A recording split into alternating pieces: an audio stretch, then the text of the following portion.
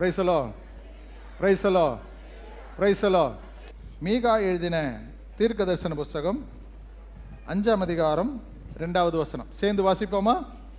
எப்ராத்தா எனப்பட்ட பேத்லகேமே, நீ யூதேயாவிலுங்களுக்குள்ளே ஆயிரங்களுக்குள்ளே சிறிதாயிருந்தும் இஸ்ரவேலை ஆளப்போகிறவர் உன்னிடத்திலிருந்து புறப்பட்டு என்னிடத்தில் வருவார். அவருடைய புறப்படுதல் அநாதி காலங்களாய் பூர்வ. ஹல்லேலூயா. பழைய ஏற்பாட்டு தீர்க்கதரிசிகளில் முக்கியமான ஒரு தீர்க்கதரிசி தான் ஏசியா தீர்க்கதரிசி. 66 அதிகாரங்கள் கொண்ட அந்த புத்தகத்தில் 66 புத்தகத்தினுடைய வேதத்தில் இருக்கிற 66 புத்தகத்தினுடைய வரலாறுகள் இந்த நாளிலே காணப்படுகிறது. ஆனால் அதன் பிறகு வரும்போது வேதத்தை நீங்கள் படித்தீர்களானால் எரமியா இருக்கு, எசேக்கியேல் இருக்கு, எல்லா சத்தியங்கள் சொன்னாலும் இந்த மீகா தீர்க்கதரிசி சொல்லப்படுகிற வார்த்தைகள் ஏறக்குறைய ஏசியாவினுடைய பகற்பாக போலவே அநேக வெளிப்பாடுகள் இந்த மீகாவின் புஸ்தகத்தில் இருக்கிறது. அதனால தான் இந்த வசனத்திலிருந்து நான் இந்த கால வேளையில் கிறிஸ்மஸ் வாழ்த்து செய்தியை நான் உங்களுக்கு சொல்ல விரும்புகிறேன். இங்கே சொல்லப்பட்டிருக்கிறது, எப்ராத்தா எனப்பட்ட பேத்லகேமே, நீ ஆயிரங்களுக்குள்ளே சிறிதாயிருந்தாலும் இஸ்ரவேலை ஆளப்போகிறவர் உன்னிடத்திலிருந்து தோன்றுவார். ஆமென். ஆயிரங்களுக்குள்ளே நீங்கள் சிறிதாயிருந்தாலும் உங்களிலிருந்து ஒரு ராஜா எழும்புவார் என்று, தேசத்தில் இருக்கிறதான ஜனங்களுக்கு ஒரு தலைவனை எழுப்புவேன் என்று கர்த்தர் சொல்லுகிறதற்கு காரணம் என்ன? நமக்கு தெரியும், நம்ம வீட்டில் ஒரு பிள்ளை பிறந்தால் நமக்கெல்லாம் ரொம்ப சந்தோஷம். பக்கத்தில் உள்ளவங்களுக்கு சந்தோஷம், சொந்த பந்தங்களுக்கு சந்தோஷம், நண்பர்களுக்கு சந்தோஷம். அதோடு கூட நம்ம முடிச்சிருவோம். மிஞ்சி போனால் சபைக்கு சந்தோஷம். ஆனால் இந்த வசனம் சொல்லுகிறது, இயேசு பிறப்பில் உலகத்துக்கு முழுவதும் உண்டான ஒரு சந்தோஷம். ஒரு குழந்தை பிறப்பில் உலகத்துக்கு, அனைத்து உலகத்திற்கும் உண்டாக போகிற ஒரு மகாபெரிய சந்தோஷம். அப்ப எல்லாரையும் போல அல்ல இயேசு பிறந்தது என்பதை நாம் அறிந்து கொள்ளணும். இயேசு பிறக்கிறதுக்கு 700 ஆண்டுகள் முன்பாக நமக்காக ஒரு பாலகன் பிறப்பார் என்று அந்த ஏசியாவின் 9:6 சொல்லப்பட்டிருக்கிறது. நமக்காக ஒரு குமாரன் கொடுக்கப்பட்டார். இன்னைக்கு முதல் வார்த்தை தான் நம்ம எடுத்து நம்ம சொல்லிட்டு இருக்கிறோம், இயேசு பிறந்தார், இயேசு பிறந்தார். இயேசு பிறந்தது அல்ல முக்கியம், இயேசு நமக்கு குமாரனாய் வந்தது தான் முக்கியம். இன்னைக்கு நிறைய பிள்ளைகளுடைய வாழ்க்கையில குழந்தையாகவே இருக்கு. குழந்தை இயேசு, மெச்சூரிட்டி இல்லை, குழந்தை சுபாவம், ஆவிக்குரிய குழந்தைகள் நிறைய பேர் இருக்கிறாங்க. தெளிவில்லை, ஒரு மெச்சூரிட்டியான லைஃப் இல்லை. பவுல் சொல்லும்போது சொல்றார், நான் குழந்தையா இருந்தபோது குழந்தையை போல பேசினேன், இப்பொழுது நான் முதிர் வயதுள்ளவனாய் இருக்கிறேன். எனக்குள்ள என்ன உண்டு? ஒரு மெச்சூரிட்டி, ஒரு புருஷத்துவம் உண்டு. அப்படி என்றால் ஆண்டவர் நமக்குள்ள குழந்தையாய் இப்பொழுது இல்லை, நமக்காக ஒரு குமாரன் கொடுக்கப்பட்டார். அதனால தான் யோவான் எழுதின சுவிசேஷம் 3:16 சொல்லுகிறது, தம்முடைய ஒரே பேரான குமாரனை விசுவாசிக்கிறவனை எவனும் கெட்டு போகாமல் நித்திய ஜீவன் அடையும்படி அவரை தந்தருளி இவ்வளவாய் உலகத்தில் அன்பு கூர்ந்தார். ஒரு குமாரன் நமக்கு கொடுக்கப்பட்டார், ஒரு குழந்தை அல்ல. இயேசுனுடைய பிறப்பு ஆச்சரியம் அளிக்கிறதும் உலகத்தில் நடக்காத இல்ல சம்பவங்களாக இருந்தாலும், இன்றைக்கு தேவனுடைய பிள்ளைகளே, நமக்காக ஒரு பாலகன் பிறந்ததை விட ஒரு குமாரன் கொடுக்கப்பட்டார். அவர் வந்து நமக்காக ரத்தம் சிந்தியதுனால தான் நமக்கு பாவ மன்னிப்பும் தேவனுடைய ரட்சிப்பும் அதன் நிமித்தமாகத்தான் கர்த்தர் நமக்கு தந்தார். அப்படியானால் இந்த 2000 ஆண்டுகளுக்கு முன்பாக இந்த பேத்லகேம், அதை பற்றி தான் இன்னைக்கு நான் உங்ககிட்ட சொல்ல போறேன். வேதத்தில் பேத்லகேமை குறித்து ஒரு 6-7 காரியங்கள் இருக்குது. அதை மட்டும் எடுத்து நான் உங்ககிட்ட பேசுறேன், கவனமாக கேளுங்க. இந்த பேத்லகேம் முன்பாக இருக்கிற ஊர் ஏப்ராத்தா என்ற ஊர். ஏப்ராத்தாவிலே தான் இந்த ஸ்தோத்திரம் அந்த ராகேல் பென்யாமினை பெற்ற இடம். ஆதியாகமத்தின் புஸ்தகம் 35வது அதிகாரம் 16வது வசனத்தில், அவர்கள் பிரயாணமாய் நிறைமாத கர்ப்பிணியாக இந்த ராகேல் போகிறார். பிரயாணமாய் போகிற வழியில ஏப்ராத்தா எனப்பட்ட ஒரு இடம் வந்தபோது பிரசவ வலி ஏற்பட்டு அங்கே பிள்ளை பெறுகிறாள். அதற்கு பெனினி என்று அவள் பெயர் படுகிறார். அதன் பிறகு அவள் மரித்து போகிறாள். ஆனால் அவருடைய தகப்பனோ அவருக்கு பென்யாமின் என்ற பெயர் பெற்றார். அப்போ பென்யாமின் பிறந்த ஒரு இடம் தான் ஏப்ராத்தா எனப்பட்ட இடம். அந்த இடத்திற்கு பேர் எப்ராத்தா. எப்ராத்தா என்று சொன்னால் அந்த வார்த்தையினுடைய பொருள் செழிப்பான இடம். அதன் பிறகு கொஞ்ச நாள் தாண்டி வரும்போது அது பெத்லகேமாய் மாறிவிட்டது. எப்ராத்தா என்று சொன்ன இடம் பெத்லகேமாய் மாறிவிட்டது. பெத்லகேம் என்று சொன்னால் அப்பத்தின் வீடு என்ற அர்த்தம், நிறைவுள்ள இடம். ஆண்டவராகிய தேவன் அந்த பெத்லகேம் அப்படிப்பட்டதான ஒரு ஆசீர்வதிக்கப்பட்ட இடமாய் மாறுகிறது. அதன் பிறகு கொஞ்சம் கூட தாண்டி வந்தா லூக்கா சுவிசேஷத்தில் நம்ம வரும்போது 2:11 சொல்லுகிறது, அது பெத்லகேமிலே தாவீதின் ஊர் என்று சொல்லப்பட்டிருக்கிறது. அப்போ எப்ராத்தாவிலிருந்து பெத்லகேம், பெத்லகேமிலிருந்து தாவீதின் ஊர். 2:11 நீங்க வீட்டில் போய் படிக்கலாம். வேதத்தை எல்லாம் நான் எடுத்து வாசிக்க நேரம் இல்லை, நான் சொல்லுகிறேன். கர்த்தருடைய நாமத்திற்கு ஸ்தோத்திரம். அப்போ பெத்லகேமில தான் நம்முடைய ஆண்டவராய் இயேசு கிறிஸ்து பிறந்த இடம். அது யூதேயாவின் பெத்லகேம். லூக்கா சுவிசேஷம் 2:5 அது சொல்லப்பட்டிருக்கிறது. ஆனால் நாசரேத் என்று சொல்லுகிறது இயேசு வளர்ந்த இடம். பெத்லகேம் இயேசு பிறந்த இடம், நாசரேத் இயேசு வளர்ந்து வாழ்ந்த இடம். அதனால தான் அந்த நாத்தானுவேல் சொல்றாரு, நாசரேத்தில் இருந்து ஏதாவது நன்மை வருமா? அப்ப நாசரேத்தில் இருந்து நன்மை வரும்னு உள்ளது நிச்சயம். எல்லாருடைய கணிப்பும் இயேசு வாழ்ந்த இடத்திலிருந்து ஒரு நன்மை உண்டாகும். அல்லேலூயா. உண்மையா சொல்றேன், இயேசு இருக்கிற இடத்துல ஒரு நன்மை உண்டாகும். ஆமென். உங்க வீட்டில் இயேசு இருந்தால் உங்க வீட்டில் ஒரு நன்மை உண்டாகும். எத்தனை பேர் நம்புறீங்க? இயேசு இருக்கிற இடத்துல உங்களுக்கு ஒரு நன்மை நிச்சயம் உண்டாக போகிறது. அதனால கர்த்தருடைய பிள்ளைகள் எப்போதும் அறிந்து கொள்ள வேண்டிய காரியம், ஆண்டவர் வீட்டில் இருக்கிறார். இன்னைக்கு பாடின போல இம்மானுவேல் அவர் நம்மோடு கூட இருக்கிறார். நம்புறீங்களா? ஆமென். இயேசு என்னோடு கூட இருக்கிறார் என்ற ஒரு நிச்சயம் நமக்கு எல்லாருக்கும் வேணும். இந்த காலை வேளையில வந்திருக்கிற, இந்த கிறிஸ்துமஸ் ஆராதனையில் வந்திருக்கிற தேவ பிள்ளையே, நான் தனிமை அல்ல என்ற ஒரு உணர்வு ஒரு தேவ பிள்ளைக்கு இருந்தால் அவனுடைய வாழ்க்கை எப்பொழுது சக்சஸ். இன்னைக்கு தனிமை தான் நிறைய, லோன்லினஸ், தனியாக மாட்டிக்கொண்டு இருக்கிறது. நல்ல பக்தி வைராக்கியமாக வாழ்ந்தவர்களை கூட நான் தனிமையானவன் என்று தான் அவர்கள் சொல்லுகிறார்கள். அவங்க சொல்றாங்க, மனசே சொல்றாரு, நான் தனிமையாக இருக்கிறேன், நான் என்ன செய்ய முடியும்? கோத்திரத்தில் கிதியோன், நான் சின்னவனாய் இருக்கிறேன், நான் என்ன செய்ய முடியும்? அப்ப லோன்லினஸ் எல்லாரும் இன்னைக்கு வாட்டி வதைத்து கொண்டு இருக்கிறது. பேப்பர்ல நம்ம படிக்கிறோம், நிறைய பணம் இருக்கு, சினிமா நடிக்கிறாங்க, கோடிகள் சொத்து, ஆனா தனிமை அவர்களை சாவடித்து விட்டது. பிரியமானவர்களே, இந்த கால வேளையில ஆண்டவராய் இயேசு கிறிஸ்து முதலாவதாக எப்ராயிமிலே அந்த ஸ்தோத்திரம் பெத்லகேம் இருக்கிற அந்த இடமானது தாவீதின் ஊர் என்று சொல்லப்பட்டிருக்கிறது. எதற்கு தாவீதின் ஊர்னு சொன்னா, தாவீது அந்த இடத்துல தான் ஆடுகள் மேய்த்தான், அந்த இடத்துல தான் அவன் ஆடுகளை வளர்த்தி அவனுடைய ஜீவிய காலம் அதிகமான செலவிட்ட இடம் பெத்லகேம். ஹல்லேலூயா, ஹல்லேலூயா. அங்கே சொல்லப்பட்ட 2 சாமுவேல் 20 வசனம், அதன் பிறகு ஸ்தோத்திரம் யோவான் எழுதின சுவிசேஷம் 7 42 வசனம், இதெல்லாம் சொல்லப்பட்டிருக்கிறது பெத்லகேம் தாவீதின் ஊர் என்று சொல்லப்பட்டிருக்கிறது. அப்ப இயேசுனுடைய பிறப்பு தாவீதின் ஊரில் தான் இருக்கிறது.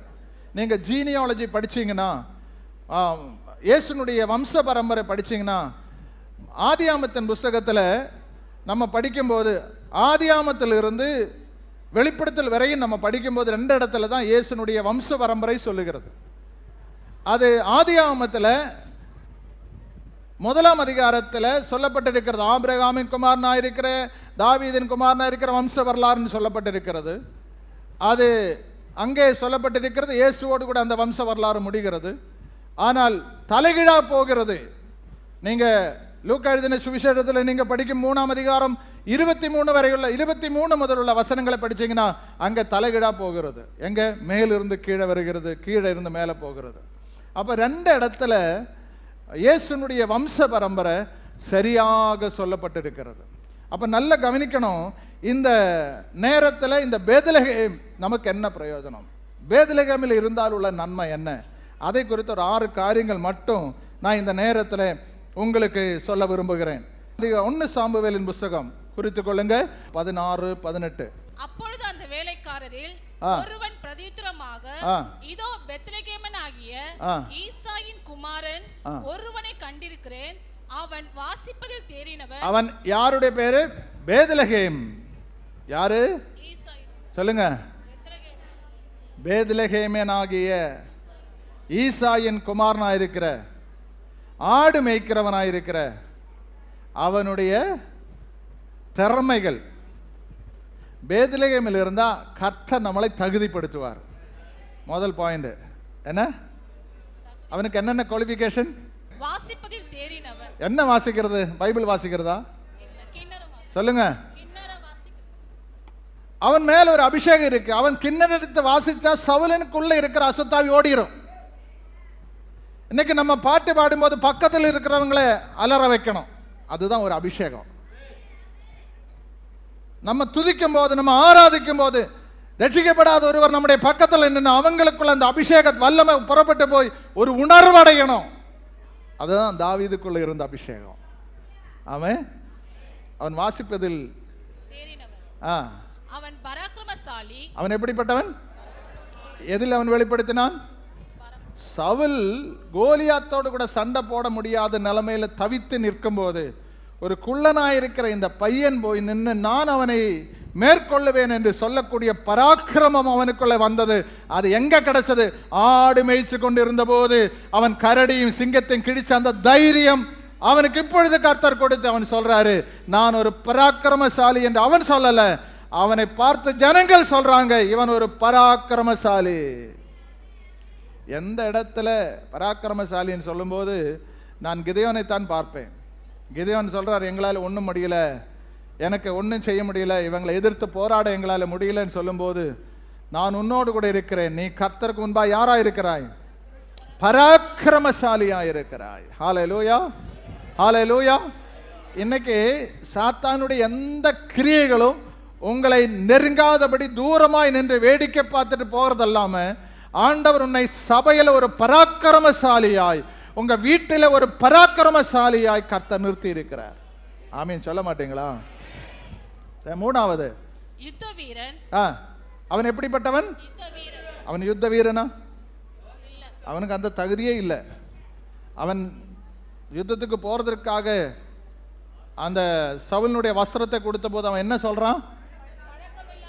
அந்த வஸ்திரம் எல்லாம் போட்டு எனக்கு பழக்கம் இல்லை, அவனுக்கு அந்த உடை போட்டும் பழக்கம் இல்லை, அவனுக்கு அந்த பட்டயத்தை பிடிச்சு ஈட்டியை பிடிச்சு எல்லாம் பழக்கம் இல்லை. பழக்கம் இல்லாத ஒருவனை பார்த்து அவன் யுத்த வீரன் என்று சொன்னால் அவன் மேல் இருக்கிற அபிஷேகம் தான் அந்த தகுதி அவனை உண்டாக்கினது. ஆமீன் சொல்லுங்க. அடுத்ததாக காரிய சமர்த்தன். அவன் ரொம்ப தெளிவா இருப்பான். Price the Lord. பாருங்க, பெத்லகேமில் இருக்கிற ஒரு தேவ பிள்ளையினுடைய நினைவு தான் நான் சொல்லி வருகிறேன். அவன் எப்படிப்பட்டவன்? அவன் காரியத்தில் கண்ணா இருப்பான். நிறைய பேர் கோட்டை விட்டுருவாங்க. காரியத்தில் கண்ணா இருக்கணும். நான் எப்போது சொல்லுவேன், ஒரு காரியம் செய்யறதுக்கு நினைச்சா நீங்க அந்த காரியத்தில் கண்ணா இருக்கணும். ஒரு காரியம் கூட ஏனோ தானே என்று செய்யக்கூடாது. நீங்க செய்யற காரியங்கள் பர்ஃபெக்டா இருக்கணும். முடியலன்னா முடியலன்னு சொல்லிடணும். நீங்க செய்ய ஆரம்பிச்சா அது பர்ஃபெக்டா செஞ்சு முடிக்கணும்.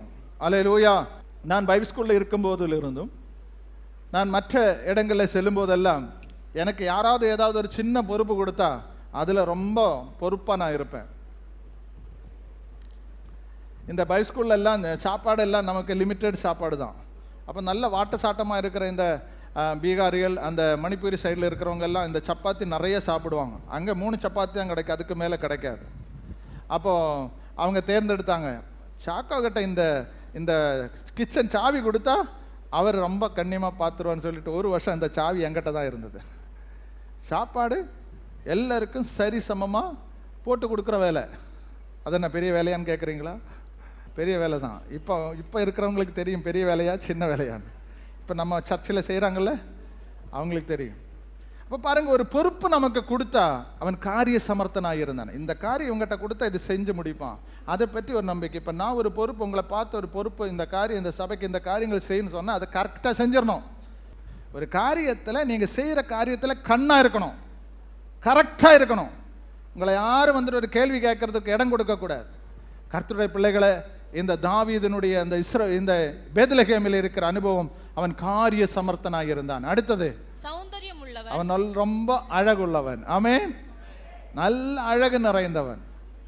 ஆண்டவருடைய சமூகத்தில் வந்திருக்கிற தேவ பிள்ளையே, நீ கர்த்தருக்குள்ள வர வர வர உன்னை அழகுபடுத்துகிறவர் அவர்தான்.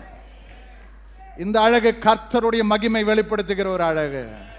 என்னே சார், வெண்மையும் சிவப்புமானவர் 10,000ங்களில் சிறந்தவர். நம்ம இயேசு எப்படிப்பட்ட அழகுள்ளவர் தெரியுமா? எப்படிப்பட்ட அழகுள்ளவரை எப்படிப்பட்டவராய் மாத்திட்டாரு. தாடி பிடுங்கிட்டாரு, ஒரு தலையில் ஓங்கி அடிச்சிட்டார், காரி துப்புனார், அரைகுறை வஸ்திரம் போட்டாங்க, அவருடைய வஸ்திரத்துக்கு சீட்டு போட்டு எடுத்துட்டாங்க. எவ்வளவு கேவலமாக பண்ணுமோ அவ்வளவு கேவலம் பண்ணாலும் மரணத்தளவு தன்னை தானே தாழ்த்தி தேவ சமூகத்தில் உயர்ந்தார். ஆமே. இந்த காலை வேளையில் இயேசு நம்முடைய வாழ்க்கையில் வரும்போது ஆட்டோமேட்டிக்காக நமக்கு தாழ்மை வந்துடும். ஆட்டோமேட்டிக்காக நம்முடைய வாழ்க்கையில் தேவ சமூகத்தில் ஒரு அழகு வந்துடும். என்ன அழகு? இயேசுவை பிரதிபலிக்கிற ஒரு அழகு நமக்குள்ளே வந்துடும். இங்கே இயேசுவோடு கூட நெருங்க நெருங்க நெருங்க இந்த இயேசுனுடைய சுபாவம், இயேசுனுடைய ஸ்தோத்திரம் சாயல் உங்கள் மேலே வந்துடும். எத்தனை பேர் நம்புறீங்க? நீங்கள் எவ்வளவு கற்பா இருந்தாலும் சரி, நீங்கள் நல்ல ஜெபம் பண்ணி பாருங்கள், உங்கள் முகமே கலர் ஆயிரும். வேறு நீங்கள் எந்த லெவலையும் ஃபேர் அண்ட் லெவலி அந்த லெவலில் இல்லைன்னு தேக்க வேண்டிய அவசியமே இல்லை. நீங்கள் நல்லா ஜெபிச்சு பாருங்கள், உங்கள் முகம் அப்படியே கலையாக வந்துடும். அப்போ ஆண்டவரோடு கூட நெருங்க நெருங்க நெருங்க நம்முடைய சரீரத்தினுடைய அழகே கர்த்தர் மாற்றிடுவார். அல்லேலூயா, அல்லேலூயா. இந்த கால வேளையில கடைசியாக என்னது? கர்த்தர் அவனோட கூட இருக்கிறார். இப்படிப்பட்டவனோடு கூட யார் இருக்கணும்? இதெல்லாம் இருந்துட்டும் கர்த்தர் இல்லைன்னா, பெத்லகேமிலே கொண்டு வந்திருக்கிற உங்களை, தேவனுடைய ஆலயத்தில் கொண்டு வந்திருக்கிற உங்களோடு கூட கர்த்தர் இருக்கிறார். இம்மானுவேல் நம்மோடு கூட இருக்கிறார் என்று எத்தனை பேர் நம்புறீங்க? அல்லேலூயா. 2 கரங்களை உயர்த்தி அல்லேலூயா சொல்லுங்களேன். அப்ப பெத்லகேம் நம்மை உருவாக்குகிற இடம், நம்மை தகுதிப்படுத்துகிற ஒரு இடம். 2வது, இந்த பெத்லகேம் மகாராஜாவின் நகரம். அது ராஜாக்களை உருவாக்குகிற ஒரு இடம். சங்கீதத்தின் புஸ்தகம் 48ஆம் அதிகாரம் 2வது வசனம். அந்த வசனம் என்ன சொல்லுது? வடதிசையில் உள்ள சீயோன் பர்வதம் வடிப்புமான ஸ்தானமும் சர்வ பூமியின் மகிழ்ச்சியுமாய் இருக்கிறது. அது மகாராஜாவின் நகரமாய் இருக்கிறது. பெத்லகேம் ராஜாக்களை உருவாக்குற இடம். நீங்க படிக்கல, உங்க பிள்ளைகள் படிக்கலன்னு நினைக்காதீங்க. உங்க அடுத்த தலைமுறை நம்முடைய தேசத்தை ஆள போகிறவர் உங்களிடத்திலிருந்து தோன்ற போறாரு. நம்புறீங்களா? அதெல்லாம் நம்முடைய தேசத்தை ஆள போகிறவர் இந்த கூட்டத்திலிருந்து ஒருத்தரை கர்த்தர் எழுப்புவாராக. யாருக்கு தெரியும்? ஒண்ணுமே இல்லாத தாவீத ஆடு மேய்ச்சர் ஒருத்தரும் சட்டை பண்ணலாம். அவங்க அம்மா அப்பா கூட அவனை மறந்துட்டான. சங்கீதக்காரர் தான் சொல்றாரு, என் தாய் என் தகப்பன் என்னை கைவிட்டாங்கன்னு தான் தாவீது எழுதுறாரு. அப்ப அப்பா அம்மா கூட அவனை ஒரு கேர் பண்ணாம இருந்த அவனை இஸ்ரவேலுக்கு மகிமையான ராஜாவாய் மாறினது உண்மையானால், இந்த நாட்களிலே உங்க சந்ததிகளை கர்த்தர் இந்த தேசத்தில் உயர்த்துவார். இங்க எப்போது உங்க பிள்ளைக்கு தலை மேல கை வச்சு God bless you, இந்த குழந்தை ஆசீர்வதி, உங்க பேர் குழந்தை பேர் சொல்லி ஆசீர்வதிப்பாராக என்று சொல்லுங்க. நீங்க சொல்ல சொல்ல தேவ பிள்ளைகளை அந்த குழந்தைக்கு ஞானம், புத்தி, அறிவு, தெளிவு, வெளிவு எல்லாம் கர்த்தர் கொடுத்து அந்த பிள்ளையை மற்ற காரியங்களை விட ஒரு நல்ல மேன்மையாக கர்த்தர் நடத்துவார். எல்லாருக்கும் இருக்காத, உலகத்தாருக்கு இல்லாத தகுதிகளும் திறமைகளும் கிருபைகள் எல்லாம் உங்க பிள்ளைகளுக்கு கர்த்தர் கொடுப்பார். இந்த இடத்துல சொல்லப்பட்டிருக்கிறது, அது மகாராஜாவின் நகரம். பெத்லகேமிலே ராஜாக்கள் எழும்புகிற நேரம். வேதத்தை நீங்க படிச்சு பாருங்க. இஸ்ரவேல் 27 ராஜாக்கள், 21 ராஜாக்களும் பெத்லகேமிலே பிறந்தவர்கள். அப்படின்னா எத்தனை அளவு ராஜாக்களை அந்த தேசம் உருவாக்கி இருக்கிறது. இஸ்ரவேலை ஆளப் போகிறவர் உன்னிடத்திலிருந்து பிறப்பார் என்று சொன்னால், அதற்கு முன்னாடி இஸ்ரவேல் இருக்கிற 27 21 ராஜாக்களும் இந்த பெத்லகேம் எருசலேம் ஊர்களிலே, எருசலேமுக்கும் பெத்லகேமுக்கும் 6 கிலோமீட்டர் தான் வித்தியாசம். இந்த இடத்துல ராஜாக்களை கர்த்தர் எழுப்புவார். அது மகாராஜாவின் நகரம். ஹல்லேலூயா, ஹல்லேலூயா, ஹல்லேலூயா. நான் நம்புறேன் 10 வருஷத்துக்குள்ள நம்முடைய சபையில பெரிய பெரிய ஹை ஆபீஷியல் கவர்மெண்ட் அரசாங்க உத்தியோகஸ்தர்கள் எல்லாம் நம்ம சபையிலிருந்து உண்டாவதாக.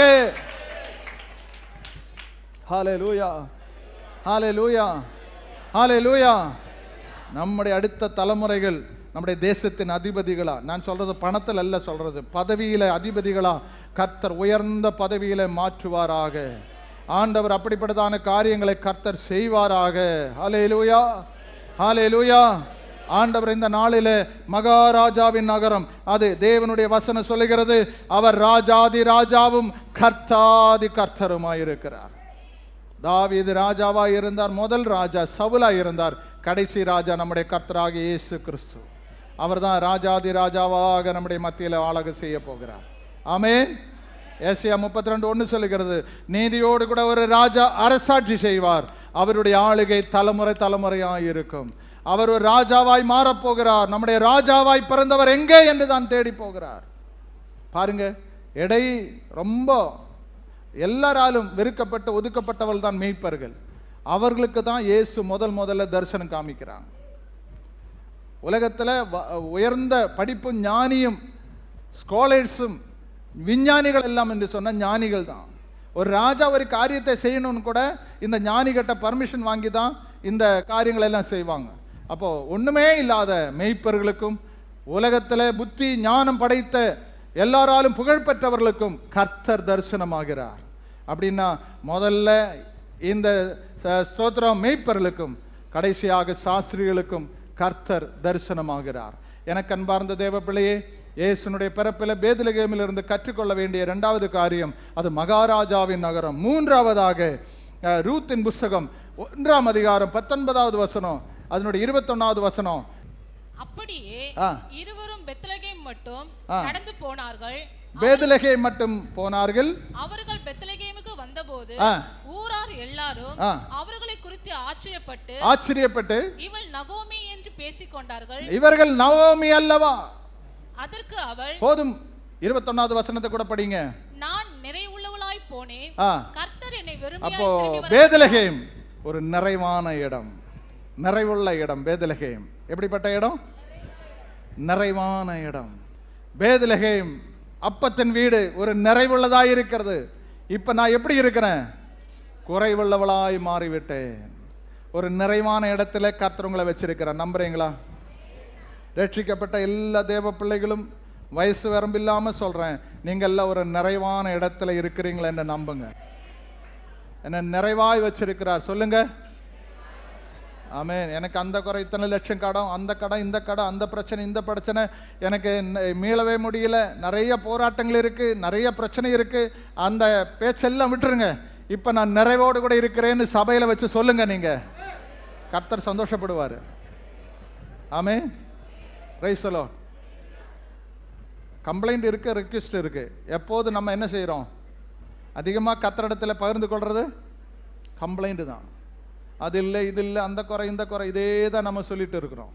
ஆனால் ரிக்வெஸ்ட் என்ன? ரிக்வெஸ்ட், எனக்கு இந்த காரியத்தை நீ செய்யணும் ஆண்டவரே. அந்த கனானிய ஸ்ரீ போய் கேட்குறாங்க, என் பிள்ளை சாக போகிறது, ஒரு அற்புதம் செய்யுங்க, ஒரு அதிசயம் செய்யுங்க.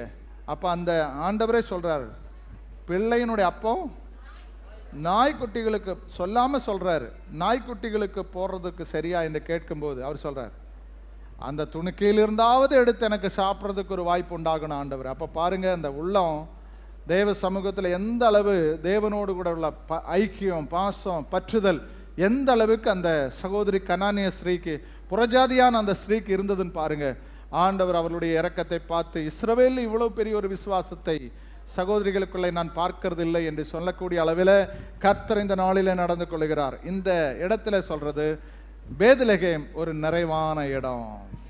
உங்க வீடு இயேசு இருந்தா எப்படிப்பட்ட இடம்? இயேசு இல்லைன்னா சொல்லுங்க. Price the lord, praise the Lord.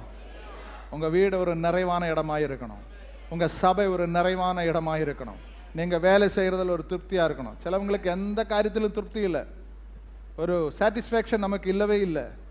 எல்லாத்திலும் குறை தான் நம்ம கண்டுபிடிக்கிறோம். எது இருந்தாலும் குறை, அது சரியில்லை, இது சரியில்லை, அப்படி இல்லை, இப்படி இல்லை.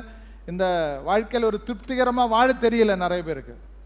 இருக்கிறதுல திருப்தியாக இருங்க பிரதர்ஸ் அண்ட் சிஸ்டர்ஸ். தேவ சமூகத்தில் ஒரு நிறைவான இடத்துல கர்த்தர் நம்மளை வச்சிருக்கிறான்னு சொல்லுங்க. ஒரு சின்ன வீடாக இருக்கலாம், நான் நிறைவோடு கூட இருக்கிறேன்னு சொல்லுங்க. கம்ப்ளைண்ட் சொல்கிறத விட நான் நல்லா இருக்கிறேன்னு சொல்லுங்க. கர்த்தர் பார்ப்பாரு. இவ்வளோ கஷ்டம் இருந்தோ இந்த பிள்ளை பாரு நல்லா இருக்கிறான்னு சொல்கிறாங்களே, மற்றவங்கள இடத்துல கேட்டால் நான் நல்லா இருக்கிறேன், இல்லை நம்ம யாராவது வந்து கேட்டால் எப்படி இருக்கீங்க, அதே சொல்கிறீங்க அப்படின்னு சொல்லிட்டு நம்ம கதையெல்லாம் அடித்து விடுறது, நம்ம கஷ்டங்கள் எல்லாம் அவங்ககிட்ட சொல்கிறது. அவங்க போய் 4 பேர் இடத்துல தூற்றி திரிவாங்க. ஆனால் அப்படி அல்ல, நான் நல்லா இருக்கிறேன். சொல்லுங்க, மார்ல கை சொல்லுங்க. கர்த்தர் என்ன நல்லா வச்சிருக்கிறார். கர்த்தர் என்ன நல்லா வச்சிருக்கிறார். ஆசீர்வாதமா நடத்துறார். இது நீங்க சொல்லும்போது சாத்தான் வெட்கப்பட்டு போயிடுவான். கர்த்தர் மகிமைப்படுவார். அல்லேலூயா. அப்ப மூன்றாவது பேத்லகேம் ஒரு நிறைவான இடம். நாலாவது ரூத்தின் புஸ்தகம் 4ஆம் அதிகாரம் 11வது வசனம். அங்கே என்ன சொல்லுகிறது? அப்பொழுது ஒலிமுக வாசலில்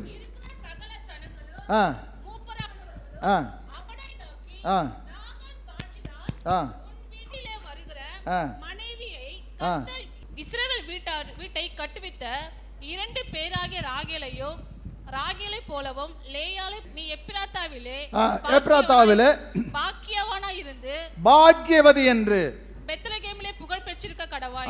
பெத்லகேமிலே புகழ்ச்சி உண்டாக்குற இடம். பெத்லகேம் என்று சொன்னா என்ன? சத்தமா சொல்லுங்க. உங்களுக்கு புகழ்ச்சி எங்க வரும்? பெத்லகேம், இயேசு பிறந்த ஊர்ல வரும்போது தான் புகழ்ச்சியே உண்டாகும். அப்ப இயேசு உங்க உள்ளத்துல பிறந்தாலே உங்களை கர்த்தர் புகழ்ச்சியா மாத்திடுவார். அவன் மனுஷன் உங்களை புகழ்றதை விட யார் உங்களை புகழணும்? சத்தமா சொல்லுங்க. உங்களுக்கு புகழ்ச்சி, உங்களுக்கு பேரு, உங்களுக்கு மதிப்பு, மரியாதை எல்லாம் யார் கொடுப்பாரு? மனுஷன் கொடுக்கறத தேடாதீங்க. நீங்க 10 ரூபா காசு கொடுத்து பாருங்க, உங்களை பற்றி நல்ல புகழ்ச்சியா பேசுவாங்க. அவங்க கஷ்ட காலத்துக்கு ஏதாவது நீங்க செஞ்சா, ஓ எங்க பாஸ்டர் ரொம்ப நல்லவர், அவங்க கேட்டது கொடுக்கலன்னா அவரை போல ஒருத்தர் வேற யாருமே இல்லைன்னு. இதுதான் மனுஷன். ஆமே. அப்ப ஏதோ கிடைச்சா நல்லவர், கிடைக்கலன்னா கெட்டவர். இதுதான் இன்னைக்கு மனுஷனுடைய வாழ்க்கை. ஆனா ஆண்டவர் அப்படிப்பட்டவர் அல்ல. உண்மையாய் கர்த்தருக்கு புகழ்ச்சியாக கர்த்தர் நம்மளை வச்சிருக்கிறார். ஹல்லேலூயா, ஹல்லேலூயா, ஹல்லேலூயா. இந்த காலை வேளையில உங்களுக்கு நன்மையும் கீர்த்தியும் புகழ்ச்சியும் உண்டாக தேடுவேன். இந்த வருஷத்தினுடைய வாக்குத்தத்தத்தில் அந்த வார்த்தை வருகிறது. இந்த காலை வேளையில வந்திருக்கிற தேவ பிள்ளைகளை கர்த்தர் உங்களை தேசத்தில் புகழ்ச்சியா வைப்பார். உங்க பேர் சொன்னாலே 4 பேர் தெரிகிற அளவுக்கு உங்களை புகழ்ச்சியா வைப்பார். நம்புறீங்களா? அட்ரஸ் தேடி அலைய விட மாட்டாங்க. உங்க பேரு, உங்க வீடை பற்றி அட்ரஸ் தேடி எங்க இருக்கு, எந்த தெருவு இருக்குன்னு எல்லாம் தேட வேண்டிய அவசியம் இல்லை. கர்த்தர் உங்களை பேருள்ளவனாக, புகழ்ச்சி உள்ளவனாக கர்த்தர் மாற்றுவாராக. பெத்லகேமில் இருக்கிற ஒவ்வொரு விசுவாசிகளையும் கர்த்தர் கீர்த்தியும் புகழ்ச்சியுமாக மாற்றுவாராக. நம்புறீங்களா? ஆமென். ஹல்லேலூயா, ஹல்லேலூயா. துன்மார்க்கருடைய பேரை நான் மண்ணில் எழுதி வைப்பேன்னு சொல்றாரு, நான் புழுதியில எழுதி வைப்பேன்னு சொல்றாரு. நீதிமானுடைய பேர் என்றைக்கு நிலை நிற்கும் சொல்றார். உங்க பேர் என்றைக்கு நிக்கிற மாதிரி நம்ம நடக்க போறோம். ஆமென். அடுத்ததாக நேரமில்லை, 2 காரியங்கள் சொல்றேன். 1 சாமுவேல் 16ஆம் அதிகாரம் 4வது வசனத்துல அங்கே சொல்லப்பட்டிருக்கிறது, கர்த்தர் சொன்னபடியே சாமுவேல் செய்து பெத்லகேமுக்கு போனான். அப்பொழுது அவ்வூராரின் மூப்பரத்தால் தத்தளிப்போடு அவனுக்கு எதிர்கொண்டு வந்து நீ வருகிறது சமாதானம் என்றார்கள். சமாதானம் கொடுக்கிற இடம் பெத்லகேம். Price the Lord. சத்தமா சொல்லுங்க. பக்கத்துல கரம்பிடி சொல்லுங்க, பீஸ் பி அன்டு யூ. தமிழ்ல சொல்லுங்க, உங்களுக்கு சமாதானம் உண்டாவதாக, உங்களுக்கு சமாதானம் உண்டாவதாக. பிரதர், 5000 ரூபா 10,000 ரூபா உங்க பாக்கெட்ல இருக்கிறத விட உங்க ஹிருதயத்தில் பீஸ்ஃபுல்லா இருந்தா பெரிய சந்தோஷம் தான். நீங்க சமாதானத்தோடு கூட இருக்க காண்பீர்கள். ஆண்டவராகிய தேவனுடைய என் வாசஸ்தலத்தை விசாரிக்கும் போது குறவே காண மாட்டீங்க. நீங்க நல்லா இருப்பீங்க. சொல்லுங்க, நீங்க நல்லா இருப்பீங்க. அவங்க எங்க நல்லா இருக்க போ, நம்ம என்ன போகுதுன்றீங்களா? வாய் திறந்து நல்ல மற்றவங்களை ஆசீர்வதிங்க. ஆமே. நீங்க நல்லா இருக்க போறீங்க. ஆண்டவர் உங்களை உயர்த்தியே இருப்பாரு. ஆமே. கர்த்தர் இங்க சொல்றாரு பாருங்க, இந்த பெத்லகேம் சமாதானம் உண்டு பண்ணுகிற இடம். நம்முடைய வீடு ஒரு சமாதானத்தின் தாவரமாய் மாறணும். சண்டை சச்சரவுல எல்லாம் 2013 கூட முடிச்சிருங்க. இனி சண்டை போடணும்னு 2-3 நாட்களில் முடிச்சிருங்க. நீ மேற்கொண்டு என்ன செய்யாதீங்க, உங்க ஒரு வீட்டில் சண்டை நடக்கக்கூடாது. அதிகமாக என்னத்தில் சண்டை வரும்? வாய் பேசுறது, அது ஒரு சண்டை வரும். பண பற்றாக்குறை. ஆமே. அப்போ அந்த நினைக்கணும், என்ன நினைக்கணும்? எனக்கு வாழ்ந்திருக்கவும் தெரியும். அந்த வசனத்தை நினைச்சா போதும். ஆண்டவரே, எந்த நிலைமையிலும் எல்லாவற்றையும் நான் கற்றுக்கொண்டேன். எனக்கு நான் ஒரு ரூமில் இருக்கும்போது, நான் 100 ரூபா கொடுத்து வாடகையில் இருக்கும்போதும் எப்படி இருக்குன்னு தெரியும். கீழே படுக்கிறதுக்கு எனக்கு ஸ்தோத்திரம் வாய்ப்பு கிடைச்ச நான் படித்த போது எனக்கு தெரியும். அது இனியும் திரும்ப அதே நிலைமைக்கு கொண்டு போனாலும் நான் சந்தோஷமுள்ளவனாக இருப்பேன். எல்லாவற்றிலும் வாழ நான் மனரம்யமாய் கற்றுக்கொண்டேன். அப்போ இந்த இடம் தேவனுடைய பேத்லகேம் சமாதானம் கொடுக்கிற இடம். சீஷர்களை ஆண்டவர் போயிட்டாரு. சீஷர்கள் எல்லாம் கலங்கி நடுங்கி அடுத்த இனி நம்மளை தான் வெட்ட போகிறாங்க, சாவடிக்க போகிறாங்கன்னு சொல்லி ஒரு ரூமில் கதவடைச்சு சாயங்காலத்தில் உட்கார்ந்துருக்கிறாங்க. இயேசு போனதான்னு நினச்சாங்க. அவங்க நடுவில் வந்து நின்று, கதவு பூட்டி இருக்கிற அந்த இடத்துல வந்து நின்று, உங்களுக்கு சமாதானம் உண்டாவதாக. அவங்களுக்கு என்ன இல்லை இன்னைக்கு இந்த சர்ச் என்ற நான் ஒவ்வொருவருக்கும் நான் சொல்கிறேன், சமாதானம் இல்லாமல் இங்கே வந்திருந்தால் இன்னைக்கு நீங்கள் போகும்போது அந்த சமாதான காரணர் உங்களோடு கூட வருவாராக, உங்க வீட்டுக்கு வருவாராக, உங்க லைஃபில் வருவாராக, உங்க இருதயத்தில் வருவாராக. இன்னைக்கு அந்த இருதயத்தில் அந்த சமாதானக்காரருக்கு இடம் கொடுங்க. இதோ நான் வாசற்படியிலிருந்து தட்டுகிறேன், யாராவது என் கதவு வாசல் திறந்தால் நான் அவரோடு கூட இருந்து போஜனம் பண்ணுவேன். இன்றைக்கு இந்த கிறிஸ்மஸ் நாளில் உங்கள் இருதயத்தில் இயேசுவுக்கு இடம் கொடுங்க. வேற எல்லாம் தூக்கி போடுங்க. இருதயத்தில் கவலை, பாரம், துக்கம், வேதனை, குறைபாடு, கஷ்டம், கசப்பு, இருமாப்பு, வெறுமை, குறைவு, பெருமை, இதெல்லாம் தூக்கி போட்டு என் இருதயத்தில் இயேசுவுக்கு மட்டும்தான் இடம் என்று சொல்லி பாருங்க. நீங்கள் போகும்போது சமாதானத்தோடு கூட போவீங்க. சமாதானத்தோடு கூட கர்த்தர் உங்களை அனுப்புவார். கடைசியாக பேத்லகேம் 2 சாமுவேல் 23:14 சொல்லுகிறது, அது வெற்றி பெற்ற இடம். அந்த வசனத்தை சொல்லுங்க, கவனிங்க. தாவீது அரணான ஒரு இடத்தில் இருந்தான். அப்பொழுது பெலிஸ்தேர் தானயம் பெத்லகேமிலே இருந்தது.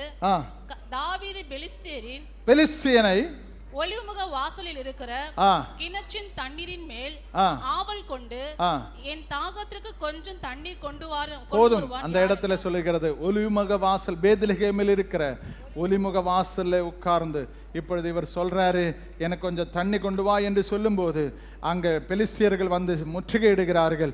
அந்த பெலிஸ்தியர்களை 3 பராக்கிரமசாலிகள் முறியடித்த இடம், வெற்றி பெற்ற இடம் இந்த பேத்லகேம். இன்றைக்கு இந்த கிறிஸ்துமஸ் நாளிலே நான் சொல்லி அனுப்புகிறேன், நீங்கள் வெற்றியோடு கூட போக போறீங்க. 2024 போகும்போது ஒரு விக்டோரியஸ் லைஃபாக கர்த்தர் உங்களுக்கு நடத்துவார். நம்புறீங்களா?